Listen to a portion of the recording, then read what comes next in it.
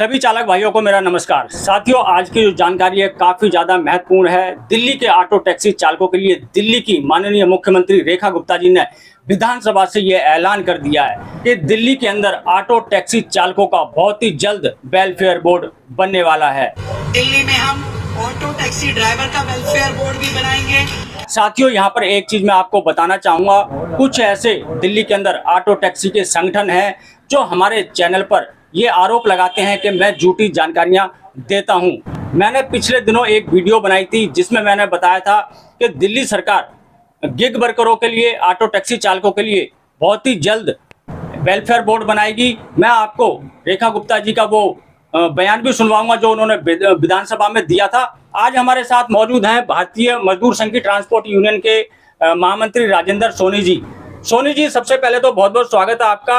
आप ये बताइए, जैसा कि मैंने अभी आपको एक क्लिप दिखाई, माननीय रेखा गुप्ता जी ने विधानसभा से ये ऐलान कर दिया है कि बहुत ही जल्द ऑटो टैक्सी चालकों के लिए हम वेलफेयर बोर्ड बनाएंगे। थोड़ा सा समय लग रहा है, तो आप ये बताइए, इस वेलफेयर बोर्ड के लिए आप काफी समय से संघर्ष कर रहे थे, तो कितना समय लगा और कितना संघर्ष करना पड़ा?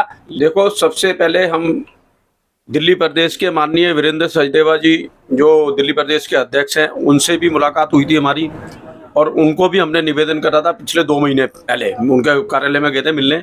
उसके बाद हम माननीय जो हमारी मुख्यमंत्री है रेखा गुप्ता जी, 1 तारीख को पिछले महीने उनके घर पे जाके हमारी मुलाकात हुई थी, हमारे लोग गए थे उसमें। तो हमने यही कहा था, मैडम, जो 27 साल बाद दिल्ली के अंदर बीजेपी की सरकार बनी है और हमें पूरी आपसे उम्मीद है, और आप एक कल्याण बोर्ड इनका ऑटो रिक्शा टैक्सी वालों का बना दो। जो बीजेपी का संकल्प पत्र था उसको लेकर चर्चा हुई थी, उन्होंने हमें पूरा आश्वासन दिया था माननीय मुख्यमंत्री जी ने, कहते कल्याण बोर्ड बनेगा आपका, आपके हित में बात होगी दिल्ली के ऑटो रिक्शा टैक्सी वालों के। बिल्कुल। तो साथियों, आपने सुना, जैसे कि आप जानते हैं, राजेंद्र सोनी जी लगातार ऑटो टैक्सी चालकों के लिए काम करते हैं और इनकी ये बहुत पुरानी मांग थी कि दिल्ली के जो ऑटो टैक्सी चालक हैं उनके लिए कल्याण बोर्ड यानी कि वेलफेयर बोर्ड बनाए। लेकिन पिछली जो सरकारें थी, जैसा कि सोनी जी ने बताया, इनकी जो ये मांग थी ये 30 साल पुरानी मांग थी।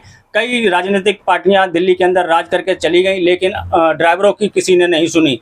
अब जाके भारतीय जनता पार्टी ने ड्राइवरों की बातों को सुना है और उनके लिए ये ऐलान कर दिया है।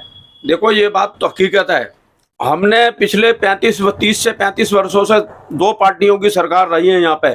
हम बार बार मांग करते थे, भाई दिल्ली के अंदर ऑटो रिक्शा टैक्सी चालकों का वेलफेयर बोर्ड बने और इनके बच्चों का विकास होए, इनको सस्ते रेटों में मकान मिले, रोड एक्सीडेंट भगवान ना करे, उसके दिन किसी के चालक की डेथ हो जाती है, कम से कम 20 लाख रुपए का उनको पूरी फैमिली को मुआवजा मिलना चाहिए।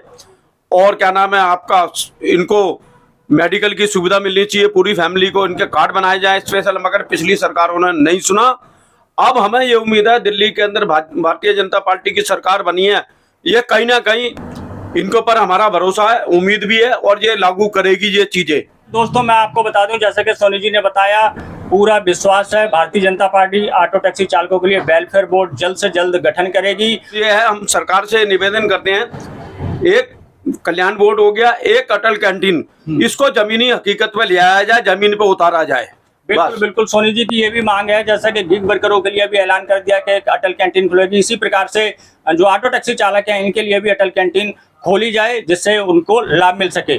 तो ये सारी जानकारी साथियों आपको हमेशा हमारे चैनल पर इसी प्रकार मिलती रहेंगी। और मैं उन संगठनों को कहना ये चाहूँगा साथियों, जो हमारे चैनल पर और हमारे ऊपर ये आरोप लगाते हैं कि हम झूठी खबरें देते हैं, तो साथियों मैं उनको ये साफ साफ कहना चाहता हूँ, आप कितना भी डरा लीजिए, धमका लीजिए, हम आपके डराने पर या फिर धमकाने में आने वाले नहीं हैं। आप हमें धमका के अपने संगठन का या फिर अपनी राजनीतिक पार्टी का प्रचार करवाना चाहते हैं, चापलूसी करवाना चाहते हैं या वाई करवाना चाहते हैं, तो हम ये बिल्कुल भी नहीं करने वाले हैं। आपने जो करना है वो आप कर लीजिए। इस वीडियो करेंगे यहीं पे समाप्त, मिलेंगे फिर नई जानकारी के साथ। तब तक के लिए जय हिंद, जय भारत।